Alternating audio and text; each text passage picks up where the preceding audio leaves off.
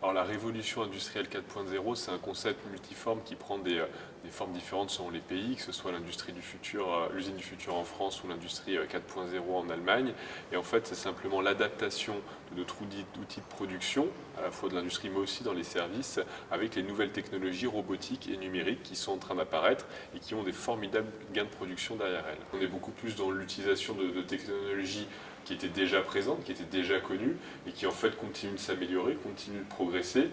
qui là change avec plutôt sur la partie consommateur, puisque le consommateur désormais peut exprimer directement son besoin, et donc c'est à l'industriel, au producteur de s'adapter pour fournir le besoin le plus spécifique possible, le plus rapidement possible, et donc vraiment répondre aux souhaits du consommateur. C'est un renversement de la façon de produire. Ceux qui refusent d'aller dans ce type de production, d'une part vont rater des gains d'efficience, des gains de productivité, donc seront moins productifs que leurs concurrents, mais pire encore, vont voir une baisse de leur chiffre d'affaires et voir leur vente s'éroder parce qu'ils seront incapables de répondre aux besoins du marché. L'Europe souffre d'une fragmentation de son marché intérieur sur le point de vue des technologies numériques, et donc il est très difficile de déployer instantanément dans toute l'Europe un logiciel comme cela est possible de le faire aux États-Unis ou en Chine. On a perdu la bataille, je dirais, de l'Internet B2C, donc des consommateurs qui sont aujourd'hui tenus par des grands groupes américains. Il serait dommage de perdre la bataille du B2B, c'est-à-dire des logiciels qui vont équiper ces usines du futur, qui vont équiper cette industrie 4.0,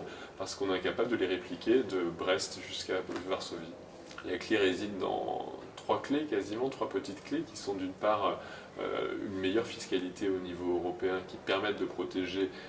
les entreprises européennes face aux prédateurs étrangers. Le deuxième point, c'est une meilleure régulation des données qui soient unifiées à l'échelle du continent et qui permettent de faire en sorte que l'utilisation soit réglementée sous la même logique, encore une fois, à l'échelle du continent. Et le troisième point, c'est les réglementations ordonnées sur la facilité d'installation d'un standard sur les différents pays. Il restera un problème qui est celui de la langue et qui fait quand même qu'il y a des coûts de traduction très élevés entre les pays.